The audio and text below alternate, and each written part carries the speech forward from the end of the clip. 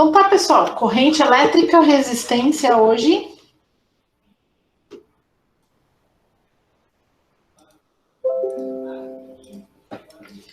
O que nós vimos até agora, né? Nós vimos que uma carga positiva gera campo elétrico. A carga positiva gera um campo elétrico que está saindo da carga, a carga negativa gera um campo elétrico que está entrando. O fato de termos a carga positiva separado da carga negativa é o que possibilita ter corrente elétrica. A corrente elétrica a gente pode pensar como um campo elétrico que está se propagando no espaço. Quando a gente tem um ímã, por exemplo, né, a gente vai falar nessa disciplina também de campos magnéticos, quando a gente tem um ímã, tem um polo norte e um polo sul, a gente não consegue dividir o polo norte do polo sul, eles estão sempre juntos. Com isso, o campo magnético ele é fechado, ele não tem essas linhas abertas aqui, ó, que é linhas que simplesmente saem, ou linhas que simplesmente entram. E porque o campo magnético não tem esse tipo de coisa, nós não temos correntes magnéticas. Mas, no entanto, temos correntes elétricas. Eventualmente, eu acredito nisso, pelo menos, que a gente um dia vai conseguir gerar, de alguma forma artificial, correntes magnéticas. Mas não estamos perto de fazer isso. Então, temos corrente elétrica. E as correntes elétricas, em 1800 as pessoas perguntavam, para que serve isso? Isso não serve para nada. Estão gastando dinheiro da ciência, estão gastando dinheiro do povo em financiar a ciência para corrente elétrica, isso não serve nada para nada. Estou brincando, né? Mas é um tipo de analogia que eu gosto de fazer, porque certamente em 1800 as pessoas não viam muito uso para corrente elétrica. E, no entanto, hoje a gente não vê a nossa vida sem corrente elétrica. Tudo, basicamente tudo aqui à minha volta é baseado em corrente elétrica. O computador, a tela, o celular, a lâmpada, toda a nossa vida está baseada em funcionamento de corrente elétrica. Eu não consigo imaginar viver sem, de alguma maneira. Claro que níveis menores do que a gente vive hoje é possível imaginar, mas viver totalmente sem corrente elétrica não dá. E bem, a gente vai entender um pouquinho a corrente elétrica e falar de corrente elétrica em circuitos. Para falar de corrente elétrica, a gente precisa saber um pouquinho sobre os materiais. Quais são as propriedades que precisam ter os materiais para que tenha corrente elétrica nesses materiais? Nem todos os materiais a gente tem corrente elétrica de maneira fácil. Tem alguns materiais que são mais difíceis de conseguir alcançar corrente. Como, por exemplo, uma borracha. Se vocês colocarem uma diferença de potencial entre dois pontos de um fio feito de borracha, vocês não vão conseguir que passe corrente elétrica ali facilmente. Vocês precisariam colocar uma tensão muito, muito alta para conseguir ter corrente elétrica ali. No entanto, se vocês colocarem um fio de cobre, né, ou até uma pilha de 1,5 volts, faria ter corrente elétrica ali, ou até menos do que uma pilha. Então, o que faz um material ser condutor ou não condutor, ou tem outras propriedades possíveis? Bem, os materiais em termos de condutividade a gente pensa então na passagem de corrente. Os materiais podem ser divididos entre dielétricos ou não condutores, também chamamos de isolantes, semicondutores, condutores ou supercondutores. Então, pelos próprios nomes, a gente já tem uma ideia, né? Um dielétrico, um isolante, é aquele que é muito difícil passar corrente elétrica. Quais são as características dele? Baixa condutividade, devido à baixa presença de elétrons disponíveis. Nós chamamos também de portadores de carga. Portadores de carga porque é mais genérico do que falar em elétrons. A gente pensa portadores de carga como os elétrons e como os vazios que os elétrons deixam, ou lacunas.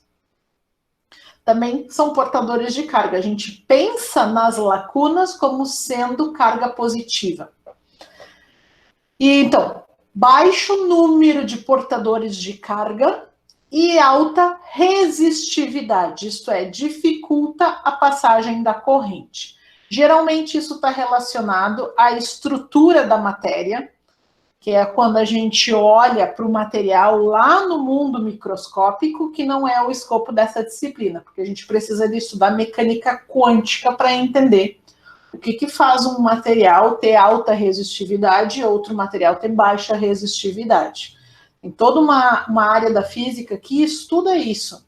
Condutividade nos sólidos é a área que a gente chama de estado sólido, que é basicamente, né, estudo de mecânica quântica para isso.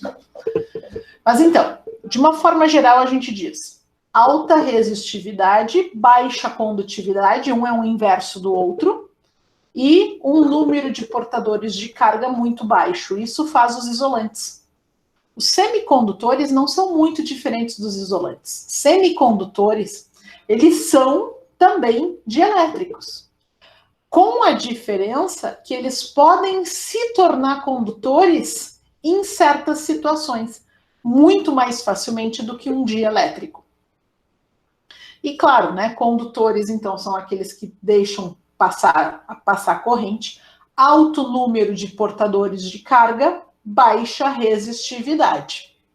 E supercondutores, essa é uma categoria toda especial, porque um material supercondutor na temperatura ambiente pode ser um material dielétrico. Um exemplo disso é a cerâmica. Cerâmica é um material dielétrico que na presença ou em baixas temperaturas com campos magnéticos intensos se torna um supercondutor. Isto é, a corrente passa livremente sem dissipação de calor. Esse é um dos problemas dos condutores. Quando a corrente é muito alta, parte dessa energia é dissipada na forma de calor. Isso aí esquenta muito. Nós vemos esse problema nos nossos celulares, nos nossos telefones, nos nossos computadores. Eles esquentam. E às vezes esquentam demais. O supercondutor não tem esse problema, até porque ele só funciona como supercondutor a temperaturas muito baixas.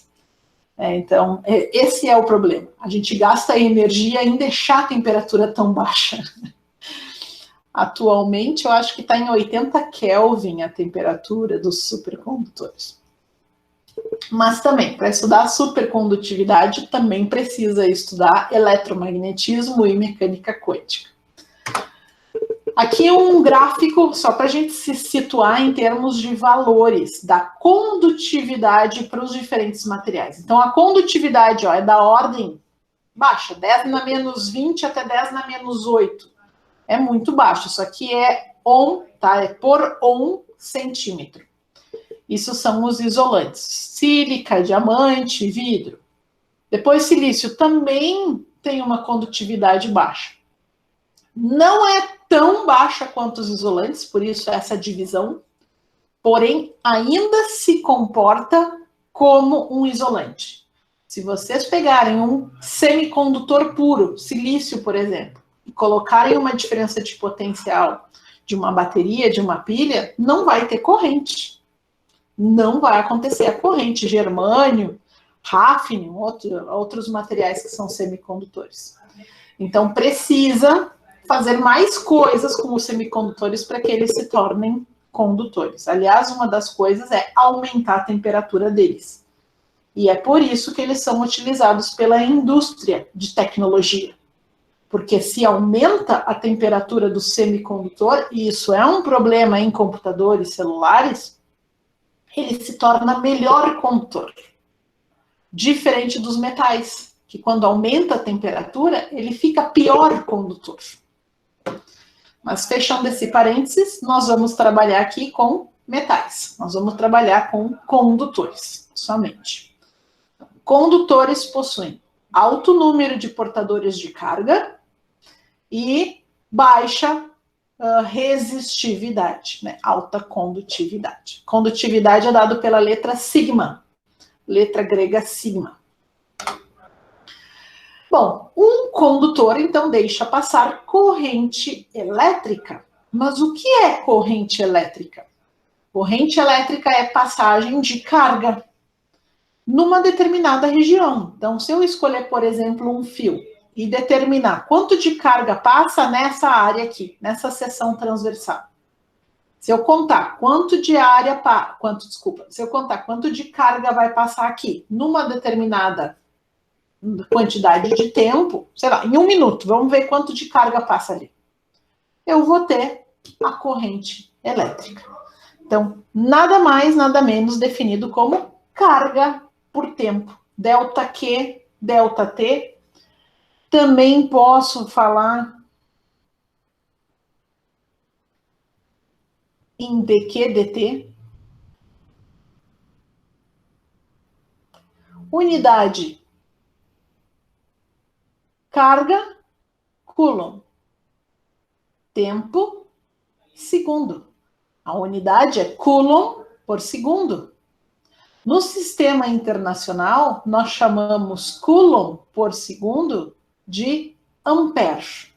Então, a unidade de corrente elétrica é ampere, que é em homenagem a um físico francês, que teve muitas contribuições à física de exatamente eletricidade, né? A essa área aí de campo elétrico, corrente elétrica, campo magnético.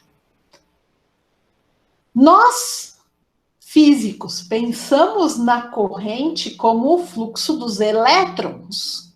Então, os elétrons são aqueles que se movimentam na matéria, no material.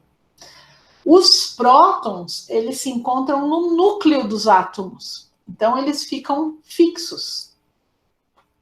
No entanto, os próprios físicos, né, eles, por questões históricas e também por facilidade matemática, fizeram com que a corrente convencional fosse diferente da corrente real. Então, a corrente convencional é o sentido contrário do movimento das cargas elétricas. Então, neste desenho aqui, se as cargas elétricas estão se movimentando para a direita, nós diríamos que a corrente está se movimentando no sentido contrário das cargas elétricas. Então, a corrente está se movimentando para lá. Pode-se pensar como se fosse um movimento dos buracos. Os buracos, o espaço vazio que o elétron deixa. Toda vez que o elétron vai para a direita, ele deixa um espaço para trás. Imaginem carros numa autoestrada. O carro vai para frente, o espaço que ficou atrás dele é ocupado por outro carro, que por sua vez deixa um espaço atrás que é ocupado por outro carro. Então, vocês podem ficar analisando o movimento do ponto de vista dos carros que estão indo para frente, ou eu poderia ficar olhando o espaço que está indo para trás. É mais ou menos essa a ideia. Baixa corrente está associado a baixo número de cargas passando numa região, alta corrente é grande número de cargas na mesma região, no mesmo intervalo de tempo.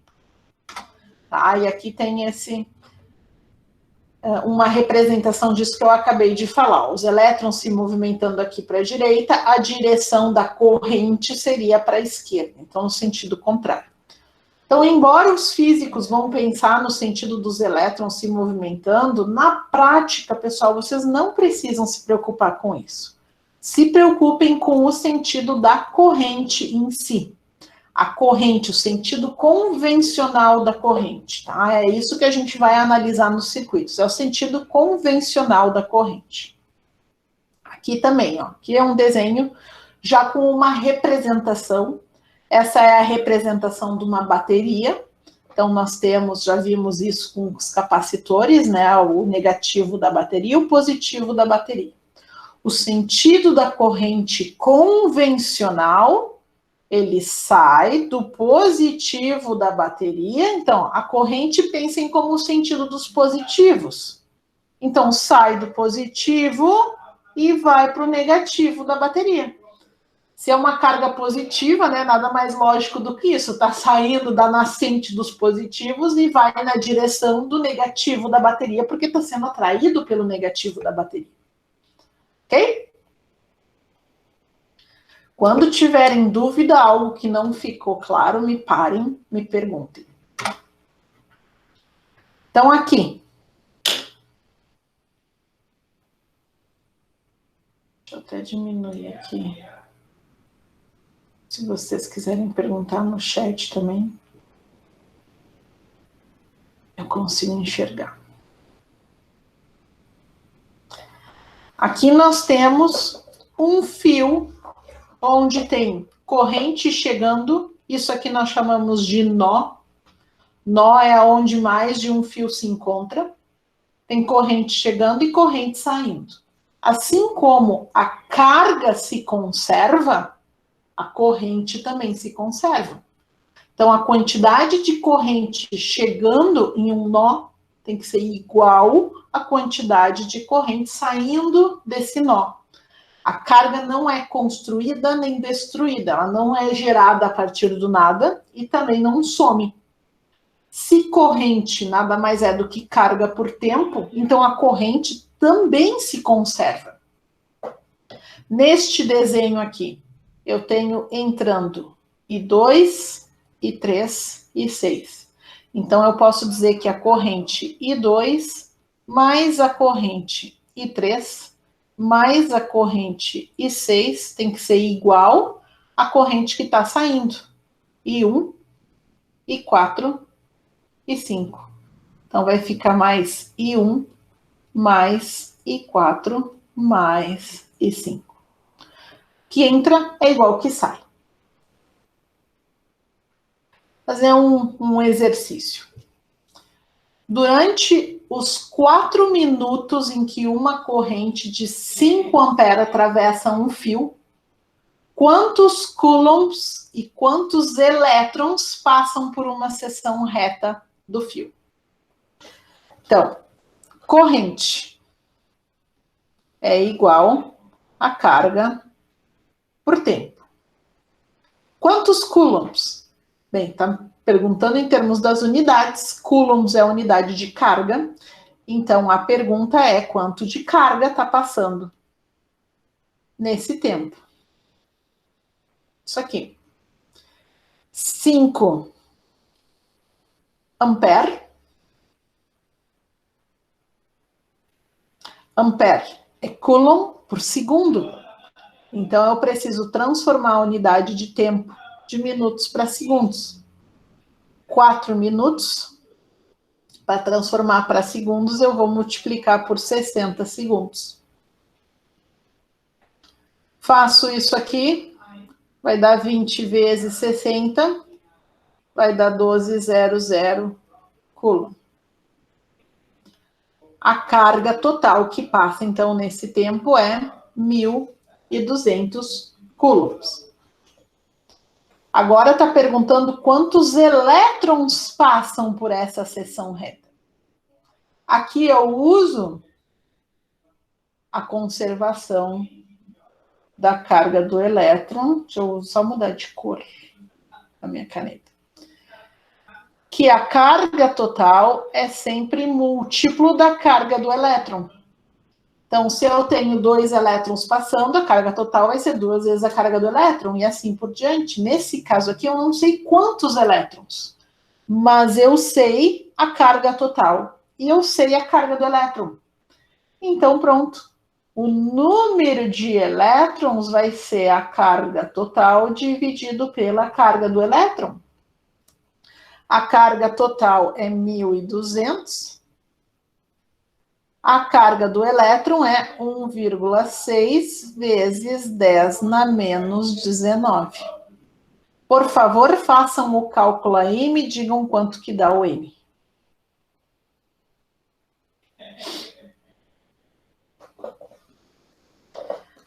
Falem ali no chat. 7,5 vezes 10 dá 21.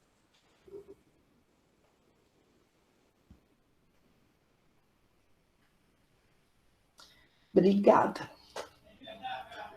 Seu número de elétrons, então não tem unidade, poderia só deixar N e o número.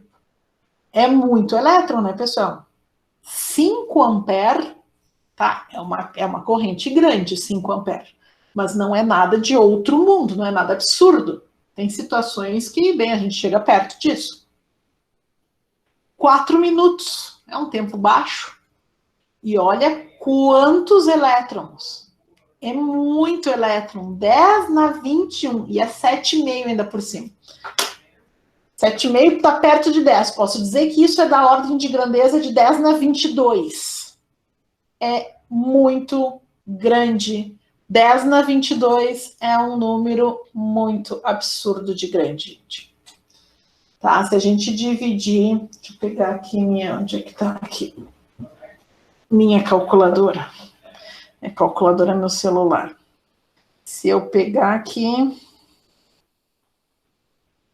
Puxa, se a gente dividisse, tá, o 10 na 22, se fosse dinheiro, e se a gente dividisse entre todas as pessoas do mundo inteiro, vamos considerar que eu tenho 10 na 22 reais, tá? 10 na 22 reais, e eu divido esse 10 na 22 por todas as pessoas do mundo. Todo mundo é trilionário praticamente. Todas as pessoas do mundo se tornam trilionárias. Quase isso, né? Não, 10 na 12 é dar trilionários. Então, gente, é só para vocês terem uma ideia. Às vezes, quando a gente fala de dinheiro, vem para uma coisa que é um pouco mais concreta para a gente, né? Então, esses números tão abstratos assim, o ser humano não consegue entender. Mesmo trilionário, bilionário já é uma coisa totalmente absurda. É um número muito grande, 10 na 9 é muito grande esse número. O cérebro humano não alcança essa dimensão. A gente vai no máximo ali em milhões, 10 na 6, 10 na 7, a gente consegue entender. Mais do que isso, fugiu. Fugiu do escopo, já não entendo o que é. Então, esse número, então, nem se fala, né? E isso aqui é o número de elétrons associado a uma corrente que não é de outro mundo. Só para vocês terem uma ideia, tá? O elétron é uma coisa muito absurdamente pequena. É uma coisa muito, muito, muito, muito pequena. É a menor coisa passível de ser mensurada pelo ser humano. E a gente não consegue, né, medir diretamente o elétron. A gente mede só consequências de interações do elétron. Então tá, isso é o elétron. Isso é a corrente elétrica. Densidade de corrente é uma definição. Densidade de corrente é literalmente a densidade de carga passando numa determinada região. Se eu tenho um monte de carga passando por unidade de tempo, por unidade de área, a densidade de carga é grande. Se eu tenho menos, é como se fosse um fluxo. Ó, se a gente pensar num tubo com líquido, por exemplo. Um tubo com líquido, e aqui a densidade vai ser menor, aqui a região, né, o tubo diminuiu de seção transversal. Quando a gente fala de fio, a gente chama isso de calibre. O calibre do fio aqui é maior, o calibre do fio é menor. Então, no calibre menor, a densidade vai ser maior. Essa densidade é densidade de partícula e é densidade de campo elétrico também. Então, o campo elétrico fica maior aqui nessa região do que ele é nessa região. Uma das maneiras que a gente representa a intensidade do campo elétrico é através das linhas de campo elétrico. Então, maior densidade, maior campo elétrico. As linhas estão mais juntas, nós temos que o campo elétrico é maior. Então, é proporcional. O campo elétrico é proporcional à densidade de corrente. E densidade de corrente, ó, pela unidade, você já vê do que se trata. A densidade de corrente é dada pela letra J, e ela é corrente elétrica, ampere, dividido por metro quadrado. Então, dividido por área. Tá? Então, corrente dividido por área, ampere por metro quadrado. Então, só para não confundir os A's, porque aqui esse A é área. Esse A que aparece aqui é ampere.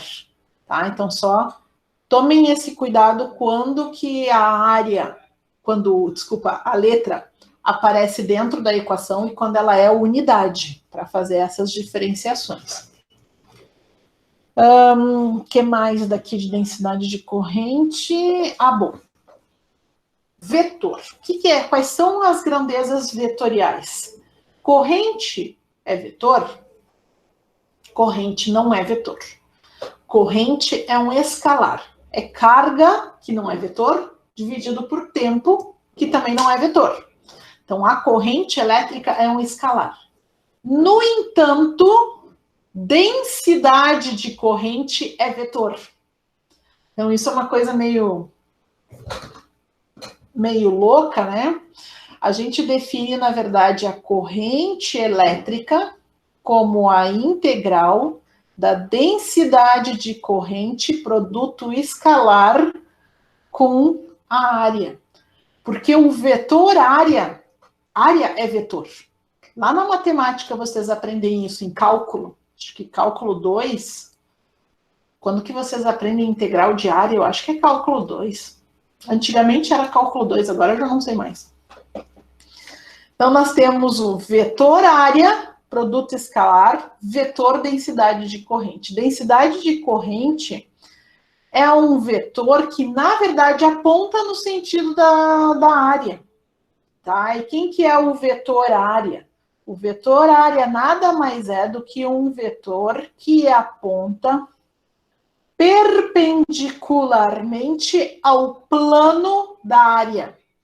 Então, se a área que eu estou me referindo é da seção transversal, o vetor área, ele aponta no sentido perpendicular a esse plano.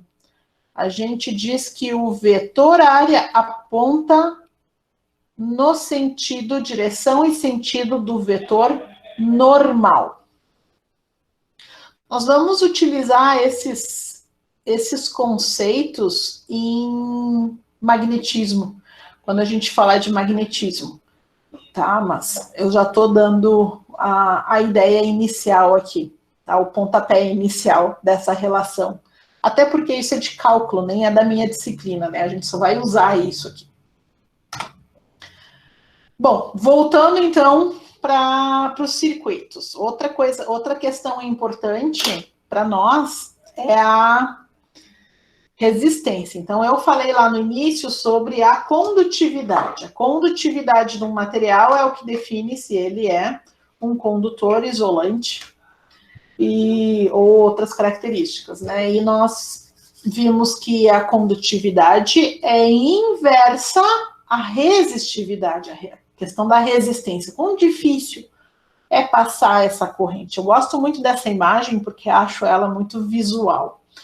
Nós temos que, aqui está o amp, do ampere. Então, isso aqui representa a corrente.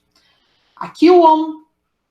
O ohm representa a resistência do material, que a gente vai falar isso agora. Então, resistência. Quão difícil é passar a corrente? Se a resistência for alta, mais difícil. Se a resistência for baixa, menos difícil. Então, é o inverso. Nós temos que a resistividade, que é dado pela letra Rho, ele é inversamente proporcional à condutividade, que é essa letra sigma. E o volt. O volt é a tensão. Isso é uma coisa que a gente já viu, é a DDP. Tem diversos nomes, né, para isso aqui. DDP, tensão, voltagem, potencial. Não é o que eu me lembrei agora. E se vocês falarem com engenheiros ou os professores de vocês vão encontrar que alguns não gostam que chamem de voltagem e tem outros que não se importam. Então, isso é um tema não muito unânime sobre se dá para usar a palavra voltagem ou não. Eu digo que dá, mas vai de cada um mesmo. Em geral, os físicos não gostam de voltagem, termo voltagem. Mas para mim vem no inglês, voltage. No inglês se fala voltage, por que em português a gente não pode falar voltagem? Não vejo problema. Então vamos ver resistência e resisttividade. Oi? Que é a mesma coisa que tensão, né? Mesma coisa que tensão. Beleza. Vamos ver uma simulação. Aqui. Não, vocês não estão vendo a simulação. Agora sim. Aqui nós temos um fio. Esse fio é feito de um material, tá? Aqui o material é cobre. Aqui essa informação que a gente tem é a informação dessa grandeza que nós chamamos de resistividade. A resistividade é a característica do material. Então, se eu mudar o material aqui, por exemplo, ó, em vez de cobre, eu vou usar prata.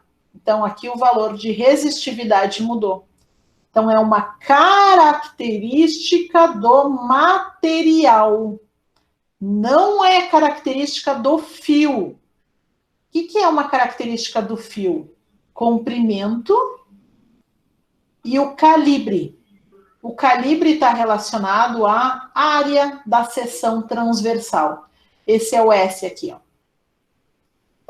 Então, isso aqui não depende do comprimento e não depende da área.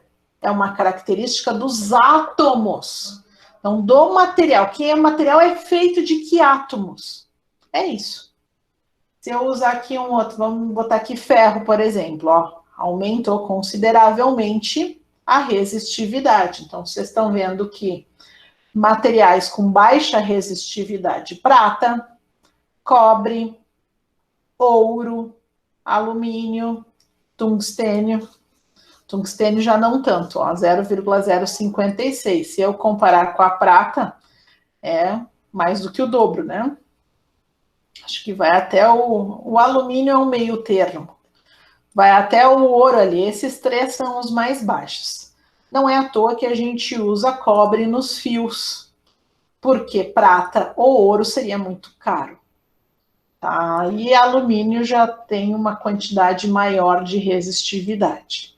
E tem outros materiais aqui que vai ainda maior. Ó, o talho, por exemplo, tem uma resistividade bem maior. O chumbo também.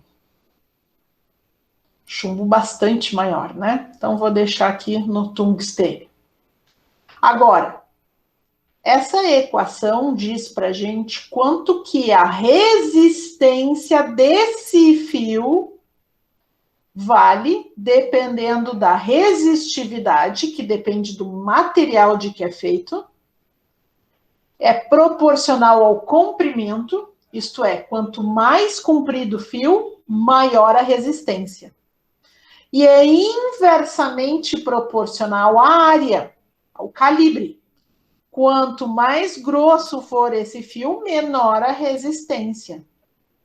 Então, aqui, ó, se eu aumentar o comprimento do fio, aumenta a resistência.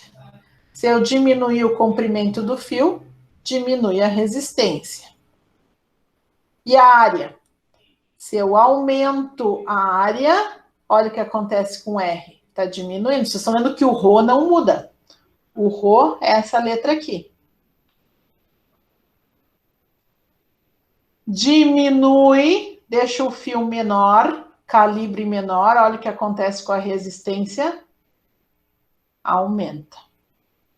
E aqui está a resistência total com essas características aqui, né, para esses dados. Aqui é similar, tá, com a diferença que em vez de falar do material, tá só fazendo aqui um... Aumenta a resistividade, diminui a resistividade, ó, proporcional. Resistência proporcional à resistividade. Comprimento proporcional à resistividade. Área inversamente proporcional.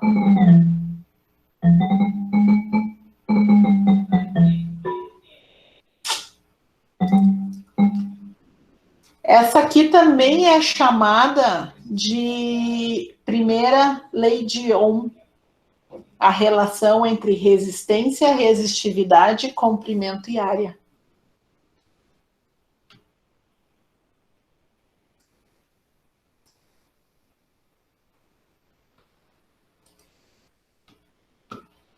Na apresentação que eu vou disponibilizar depois também tem o link de uma delas, tá?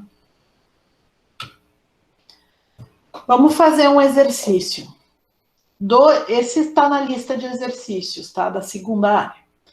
2 fios metálicos do mesmo metal e com comprimentos idênticos têm calibres diferentes. Calibre, então, se refere à área da seção transversal. O fio A tem o dobro do diâmetro do fio B. Então, eu vou começar a escrever os dados do problema.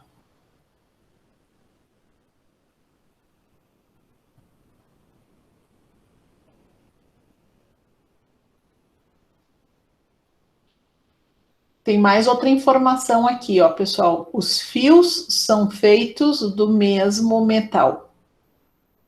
Isso significa que a resistividade do fio A é igual à resistividade do fio B.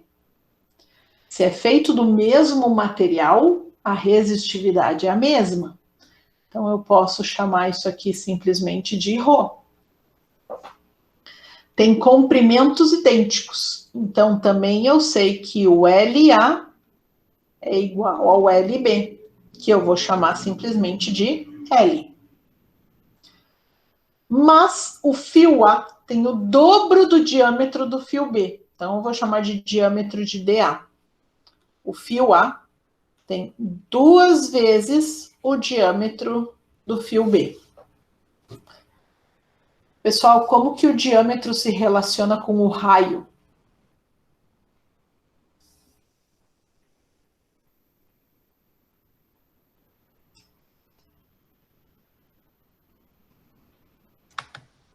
O raio é metade do diâmetro? Isso aí. Ou, como disse o William ali também, o diâmetro é o dobro do raio, que é equivalente. Tá? São diretamente proporcionais, né? Então, o diâmetro é 2 vezes o raio. Então, eu posso reescrever isso aqui de dizer que se o diâmetro o diâmetro do A é 2 vezes o diâmetro do B, e diâmetro é proporcional a raio, eu posso escrever que o raio do fio A é 2 vezes o raio do fio B. Concordam?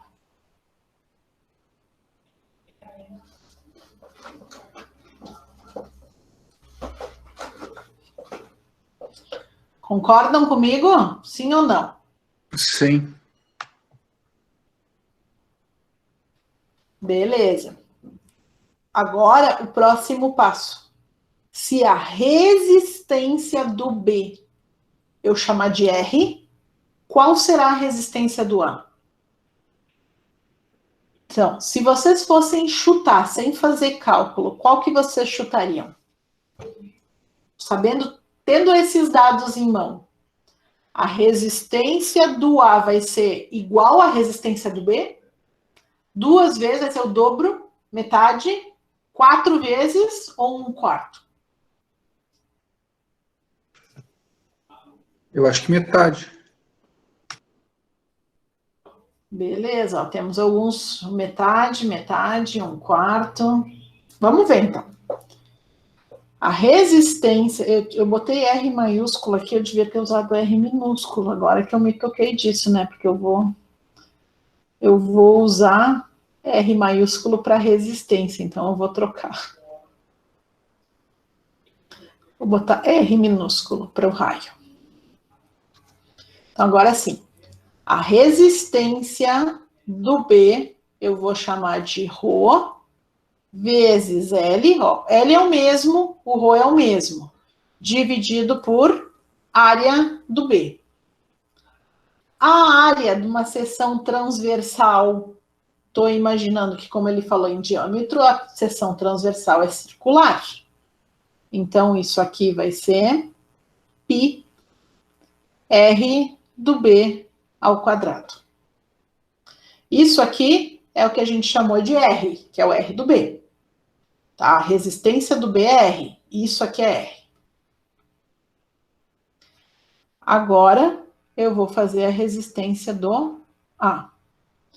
A resistência do A vai ser Rho vezes o L dividido por área do fio A.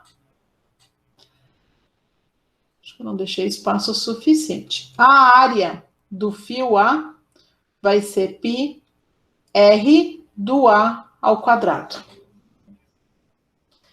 Agora sim eu vou usar isso aqui, ó, pessoal. O R do A é igual a 2 vezes o R do B. Então, vai ficar Rho vezes o L dividido pelo π. E eu vou botar aqui substituindo, ó. R de A é 2 vezes o R do B. Tudo isso tá ao quadrado. Então, quando eu fizer isso, eu vou ter que embaixo vai ficar 4RB. Vou ter que escrever para cá. O R do A vai ficar igual, então, a Rho L dividido por 4 π RB ao quadrado. Se vocês compararem agora isso aqui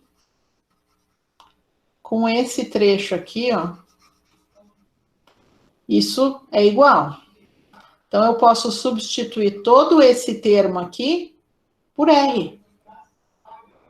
Viram onde que eu vou chegar, né? Opa. Isso aqui vai ficar igual a 1/4 de R. Resposta. Quem respondeu aí 1/4, ou R dividido por 4, essa é a resposta. Por que, pessoal? Por que não foi só a metade, né? Por causa desse quadrado que está aparecendo aqui. Esse quadrado eleva ao quadrado todo esse termo. Então, não fica só a metade, 1/2, fica 1/4. Certo? Isso é uma coisa nas equações em diferentes matérias, tá? Não só nessa matéria, em outras matérias também eu percebo que é algo que os alunos esquecem. Quando vai colocar, fazer uma substituição de uma variável que está dentro de um quadrado ou de um cubo, coloca a variável no cubo, mas esquece de elevar o cubo o número que acompanha a variável. Então, cuidado com isso.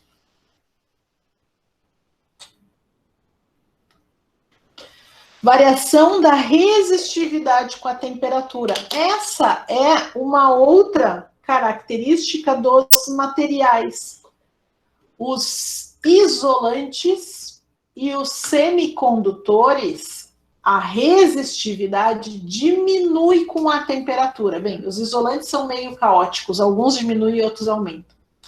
Essa é uma diferença entre os semicondutores e os condutores.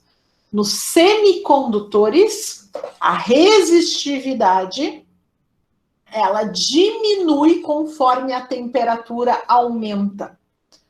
Nos condutores, que é o que a gente vai falar aqui, nós temos que a resistividade aumenta conforme a temperatura aumenta. Então, no eixo horizontal, vocês têm temperatura, no eixo vertical é a resistividade.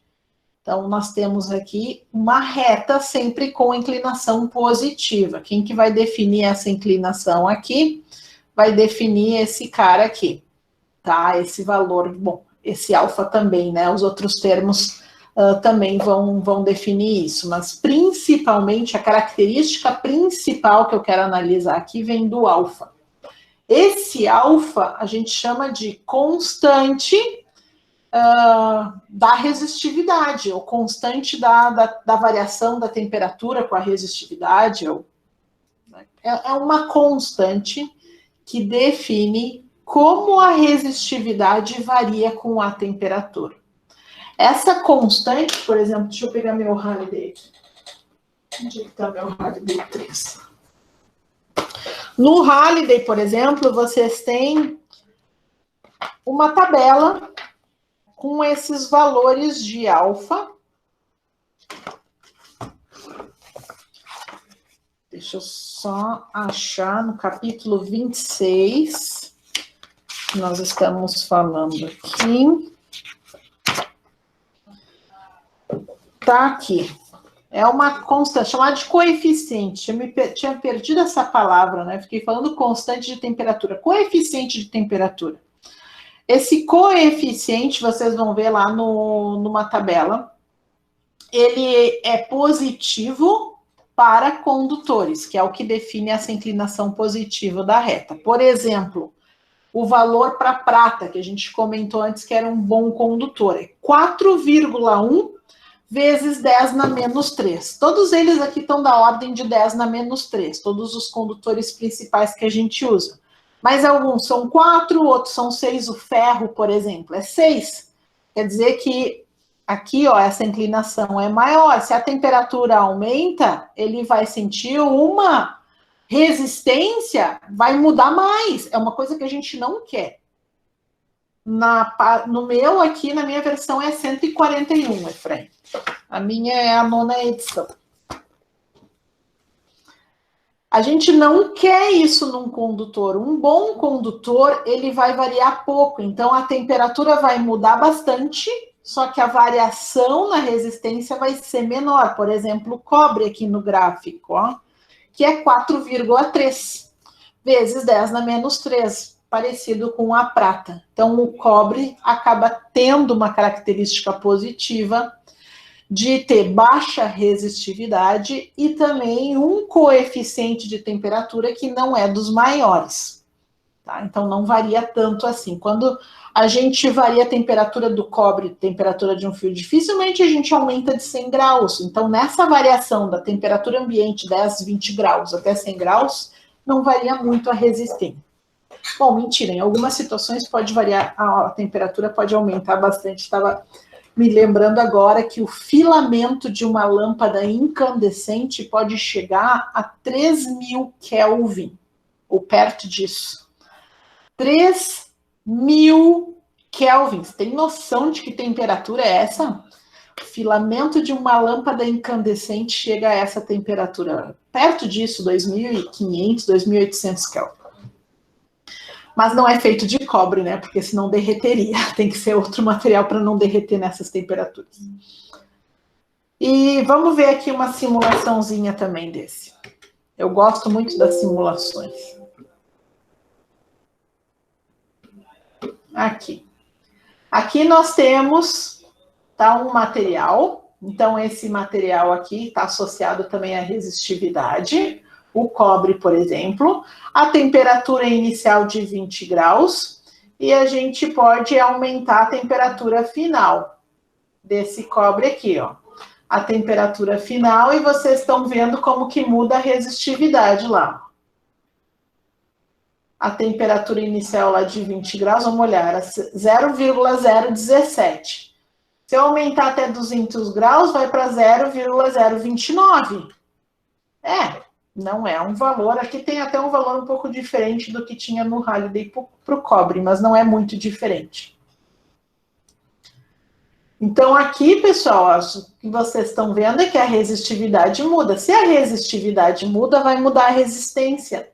Se eu substituir nessa equação aqui, se a gente fizer a substituição, aqui essa equação está escrita de uma forma um pouco diferente da equação que estava na minha apresentação, mas é equivalente, tá? Só está escrito de uma maneira diferente. A gente coloca aqui o delta. Deixa eu mostrar aqui para vocês. Aqui o delta T, em vez de T menos T0. T0 é a temperatura inicial. A gente associa o T0 com o valor de ρ. Se vocês pegarem esse ρ aqui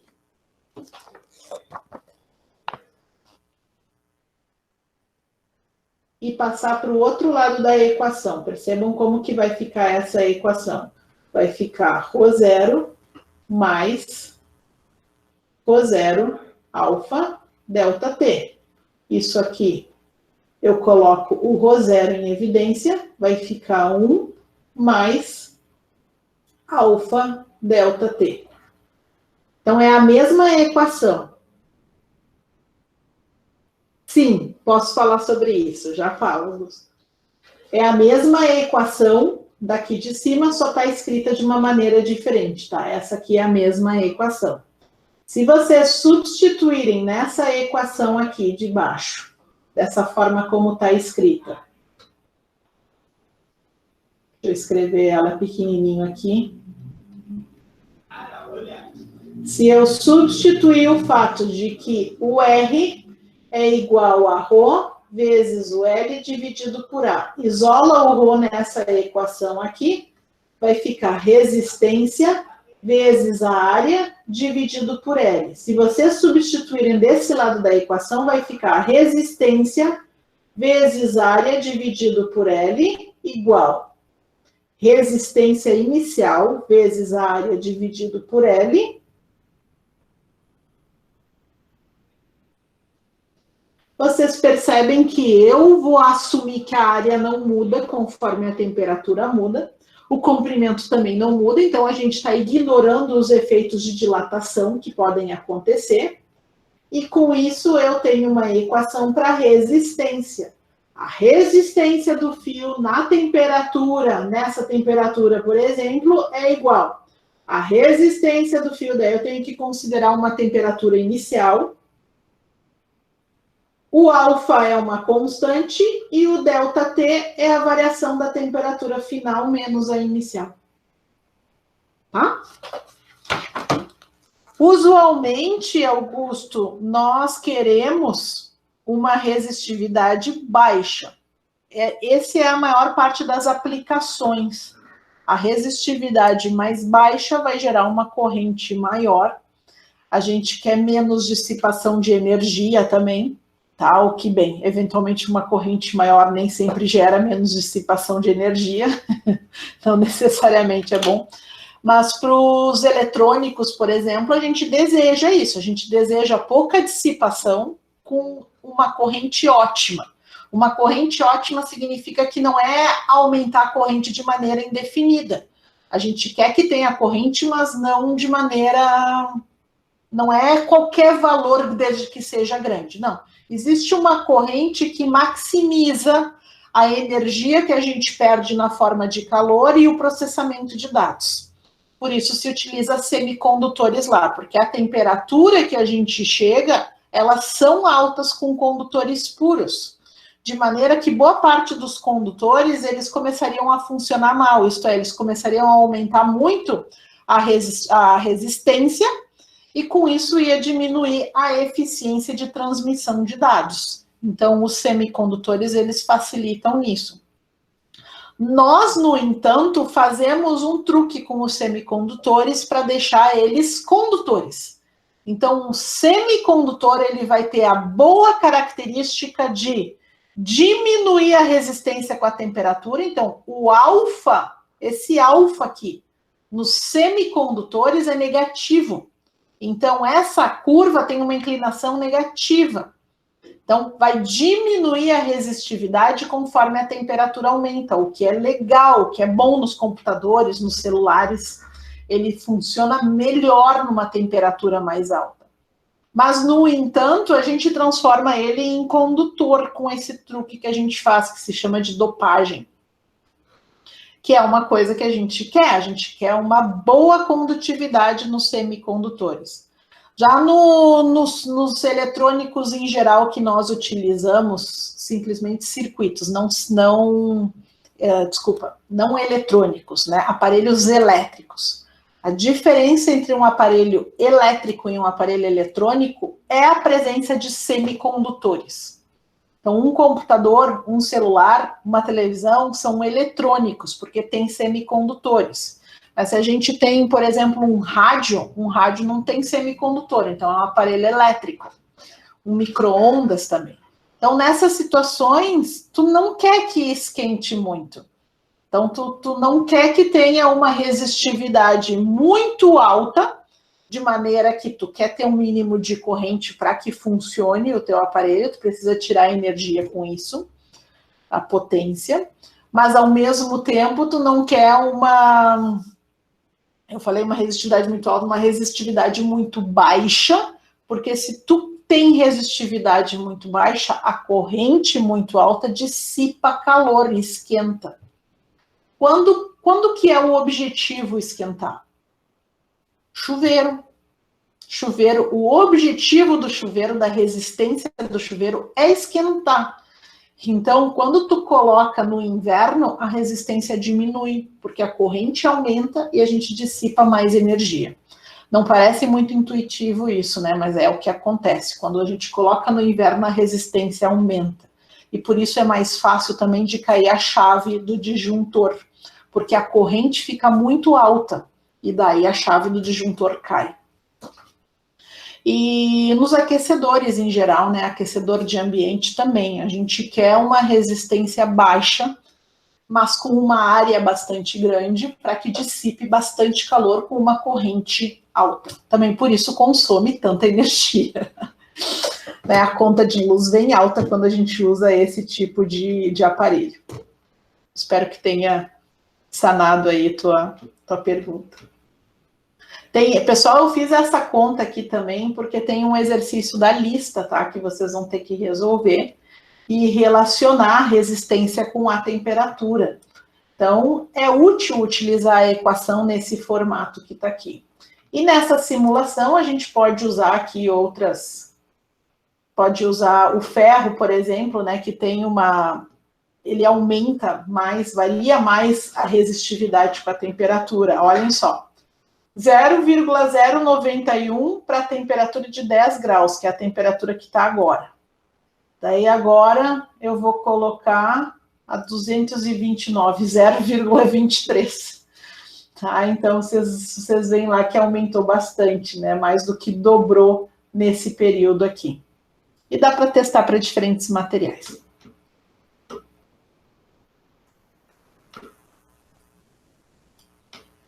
Voltando. Deixa eu ver que horas são. Não dá tempo de falar mais um pouquinho. A lei de Ohm, nós tínhamos falado da primeira lei de Ohm, agora essa é a outra. Na prática, a gente só chama essa de lei de Ohm, a outra a gente nem chama de lei de Ohm. A lei de Ohm relaciona três grandezas, que é o potencial, a corrente e a resistência. Nessa imagem aqui, a gente já viu que as três coisas se relacionam. Nós temos aqui, né, o potencial, é o que empurra a corrente, e a resistência e a corrente são inversamente proporcionais. Quanto maior a resistência, vai ser menor a corrente. No entanto, o potencial e a corrente são proporcionais. Quanto maior o potencial, maior a corrente. E essas relações nos levam à lei de Ohm. Acho que eu não comentei, eu comentei. A unidade de resistência é o ohm. E o ohm, a gente usa uma letra grega.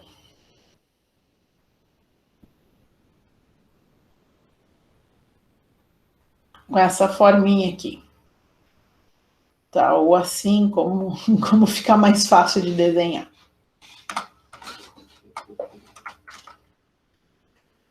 Eu gosto muito dessa analogia com uma caixa d'água. Então, numa caixa d'água, a gente coloca a água na caixa d'água lá em cima, justamente por causa do potencial gravitacional.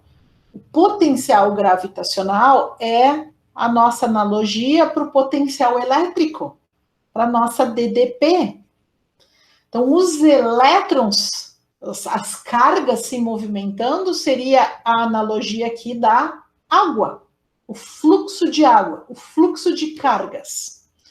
E a resistência se relaciona com o calibre do cano. Então, um cano mais largo vai dar uma resistência menor para o fluxo de água do que um cano mais estreito. Quanto maior a altura da caixa d'água, maior a DDP, como se fosse maior a bateria, maior a tensão da bateria, ou a entrada, né, 210 ou 220 ou 110, algo do tipo. E a resistência se refere, então, à característica do fio, de que material é feito, qual é o tamanho dele, qual é o comprimento do fio. Todas essas relações. Então, para mim, é a analogia perfeita. É muito difícil para a gente visualizar o potencial elétrico. O potencial elétrico associem na cabeça com o potencial gravitacional.